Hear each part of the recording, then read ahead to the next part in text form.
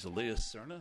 I was on your list before, and Well, I'm sorry, sir. If you're on the list and we called your name and you weren't in the room, it'll come up again. But Okay. we're going to go forward to the people. We're going to go back around. Is It's okay, I Elias can wait. is It's all right. Elias It's all Cerna good. here? It's fine.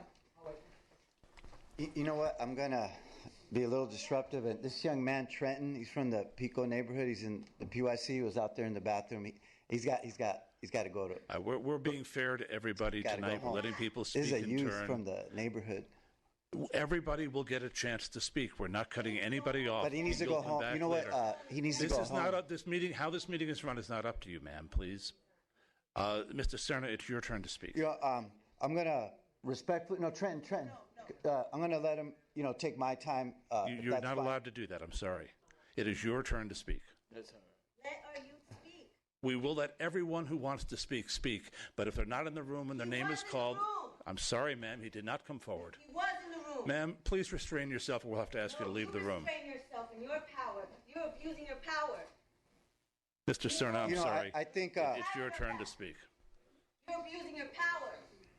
I think what's going on right now is an allegory. Is something that represents the tension, the problems. Lisette is a good friend of mine. She's a worker at the PYFC. She just experienced a death.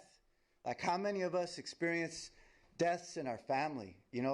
I think it's a very sad reality. It's a racial reality. This is Charleston, South Carolina. We have our own Confederate flag in that mural downstairs. That denigrates Indians, Native Americans. I'm Chicano Otomi Indian too. I have indigenous roots. The only way I would have found that out is it's his fault. Tony Vasquez's brother was a very important counselor at Santa Monica College that's also influenced people of my generation. In this generation, you have the PYFC. Last time I was here, I was calling out the city staff. They're not getting checked. Last time I was here, I said, you guys have to check that city staff. Satara and Betty Macias, I think they're malicious. I think they're hostile. You don't have to have a weapon to be hostile. I think they've been very hostile. And some of you up here will continue disbelieving me. But I'm telling you right now, this city council has been hostile to the PYC. I've heard dozens of kids literally say, PYFC saved my life. I would be dead. I would have committed suicide. I would have been in gangs. I've seen kids that soon after deadly fights have been reformed at the PYFC. This tension is not fake. This is not a dog and pony show, as I've heard someone call it here. We are not dogs. We're not fucking animals. We are people from Santa Monica that grew up in Santa Monica. This is a public meeting, sir. Try to restrain your language, okay? You know what? I will restrain my language, and I hope you guys can restrain your hostility. Well, I have a question for you, sir. Sure. You did the summer program last year. I was at PYFC Summer Arts director last time year. you turned in a request to speak, you wrote down a Tongva name. So you just said you're part Tongva. Is that correct? Otomi. Otomi. But the Tongva are the natives from Santa Monica. But is Elias Cerna the name you use on Facebook? This is my name. Yes. I saw a posting on Facebook Sure. in which you called one of our city employees a house Mexican. What does that mean to you? Okay, if you've read the autobiography of Malcolm X, he is very well known for calling out some of his own people that were sellouts. It's another phrase for a sellout. It's a name for someone that works on the side of colonizing their own people. You can try to, put me down or cast me in a bad light, but I'm being very specific about people that are working within the system to sell their people out, to make, for example, 6-figure salaries while they create hostilities in a neighborhood. And just to give a footnote to that, I grew up in the Pico neighborhood. I've grown up there all my life. The only 4 years I wasn't there was when I was at UC Berkeley getting an education.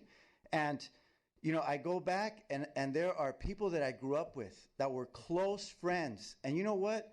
We're at each other's throats. There are people in the Pico neighborhood that are almost going to blows. And you know what? We're not our own enemies. Well, let me follow up on We're that. reacting to Let me this follow up on that, hostility please, of being because you've completely been talking about defunded. hostility, and I asked you what that meant to call someone a house Mexican. I also been told, at least, that at Virginia Avenue Park recently, you told one of our city employees that she was a colonizer, which is a word you also just used. Now, what does that mean? And you know what? Fine, I'll answer that too. And again, I'll put it in a context.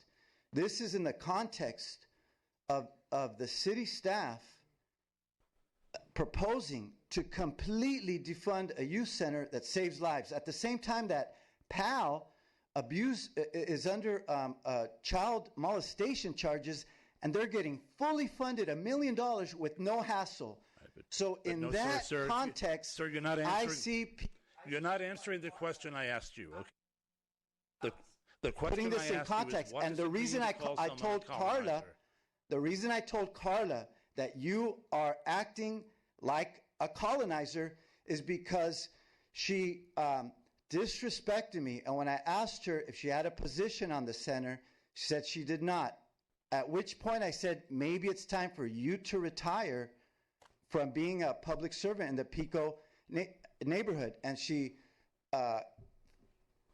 really disrespectfully said, maybe I should. And at that point, I said, you know what, Carla? You're acting like a colonizer. Okay, thank you for your comments on hostility. Okay. Our next speaker is Cesar Chavez. Is anyone by that name here? How about Greg Foisey? Mr. Foisey, you're next. Mayor Mckeown and ladies and gentlemen of the council, my name is Greg Foisey. I'm a constituent here in Santa Monica. I've been a volunteer with the Arlington West Memorial at the beach for 11 years.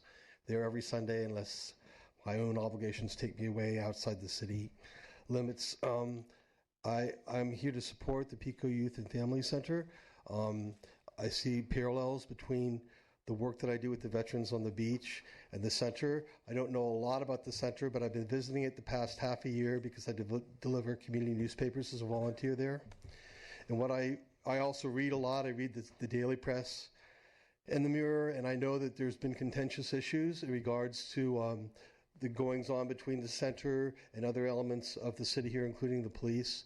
And my feeling is that in many ways, our veterans organization, Veterans for Peace Los Angeles, that operates the memorial on the beach, some people see that as being kind of a dissident voice because we are bringing awarenesses regarding violence in the world and our concerns regarding militarism and the death and tragedies that it causes.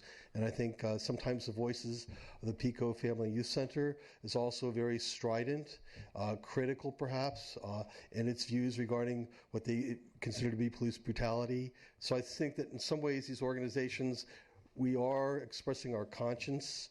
I'm not speaking for them, but that's what's being done. And sometimes that can be misunderstood, misconstrued, or it can get out of hand. But I think everyone's really sincere in these groups, and they really want a positive change in the community. And essentially that's the main reason that I support them. I think they're doing really great work, and I would encourage you to continue funding them. Thank you. Thank you. Our next speaker is Peter Orbach.